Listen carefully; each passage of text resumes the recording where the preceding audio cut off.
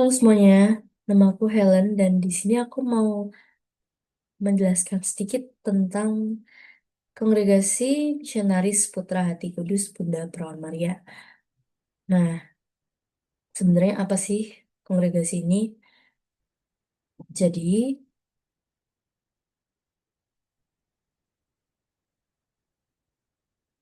oke, kongregasi ini Misionaris Putra Hati Kudus Bunda Perawan Maria atau CMF adalah sebuah tarekat religius Katolik yang beranggotakan para imam dan leader.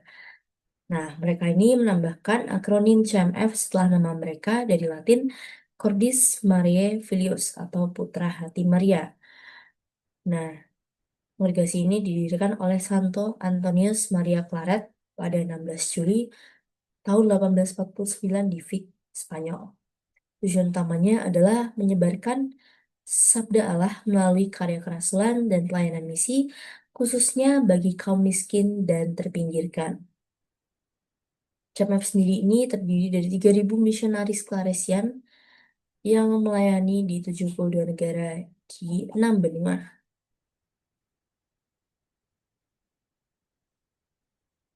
Oke, jadi spiritualitas mereka itu My Spirit for the Whole World atau yang artinya jiwaku untuk seluruh dunia. Spiritualitas mereka itu digambarkan seperti menjadi orang berapi cinta terhadap Tuhan dan sesama yang menyalakan dunia dengan kasih Allah. Lalu nilai utama mereka yaitu kasih, kesederhanaan, pengabdian, dan keberanian untuk bermisi.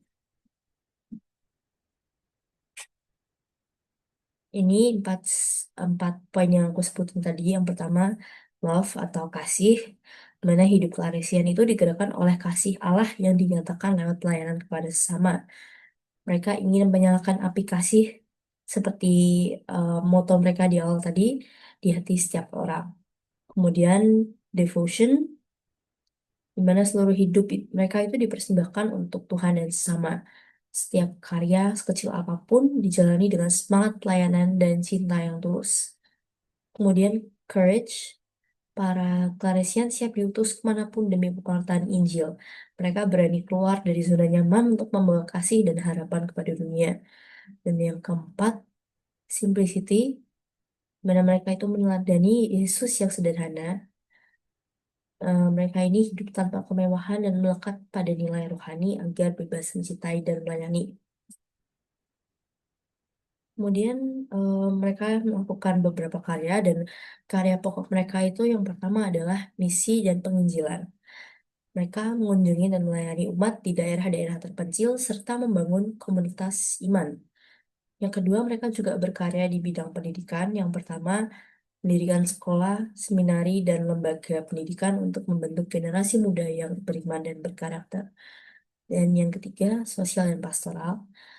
Mereka membantu masyarakat miskin, memberi pelayanan kesehatan dan bimbingan rohani, serta mendukung kegiatan sosial gereja.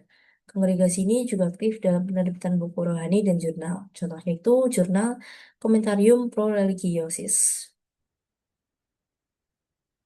Nah, CMF sendiri ini hadir di Indonesia, walaupun sebenarnya dari yang aku baca-baca itu CMF lebih terkenal di luar, terutama di Amerika karena websitenya CMF US itu yang paling lengkap yang kebaca.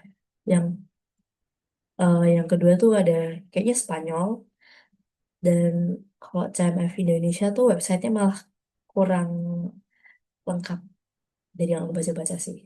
Nah, tapi CMF hadir di Indonesia. Walaupun nggak terkenal ordo-ordo lain seperti mungkin SJ, PR, atau lainnya yang terkenal di Indonesia.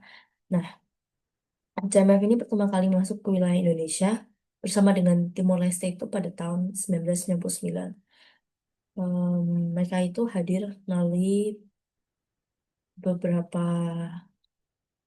hal, contohnya itu ada rumah formasi inisial atau pranovisiat, ada pranovisiat Klaret atau PNC di Matani, Kupang, NTT.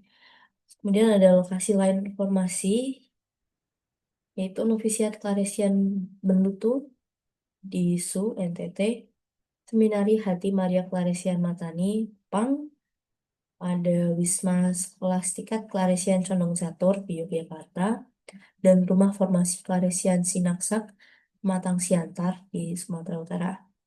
Contoh karya mereka itu ada di Paroki SMF Murobo, wilayah Tambua, NTT. Para imam CMF ini ikut membedah atau membangun beberapa rumah bagi umat yang kurang mampu sejak tahun 2005. Contoh formasi terbaru yang mereka lakukan itu pada tanggal 17 September 2024 di Ruteng, di mana telah ditahbiskan 6 imam CMF di Indonesia, dari Indonesia, oleh uskup di sana.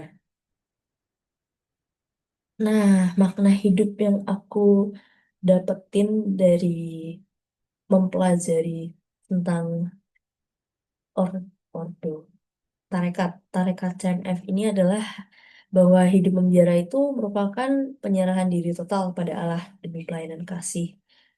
Kadang aku kayak bayangin em, em, kenapa ya orang-orang tuh mau mengabdikan diri pada Allah, padahal kan mereka kayak gak bakal dapat apa-apa juga kan, kasarnya ya. Kita sebagai orang awam juga bakal mikirnya kayak gitu, kayak em, buat apa sih? Cuman dari sini tuh aku belajar bahwa yaitu bentuk penyerahan diri, dan dari situ kita, karena kita memberikan kasih maka kita juga mendapatkan kasih dari Allah. Nah, teladan mereka itu Santo Antonius Maria Claret. Sini aku jadi belajar santo baru yang mempunyai nilai kasih, kesetiaan, dan pengorbanan. Em, Nilai ini, nilai kasih, kesederhanaan, pengabdian, dan keberanian permisi ini menjadi dasar hidup rohani CMF yang sejati, dan hidup Claresian ini menekankan pelayanan dengan hati dan ketulusan, bukan demi kehormatan. Mungkin ini berlaku juga buat kita di masyarakat ya. Kadang posisi yang atau jabatan yang lebih tinggi itu eh, bukan demi kehormatan, tapi itu sebuah bentuk pelayanan kita. Itu sebuah kesempatan untuk melayani dengan hati dan ketulusan.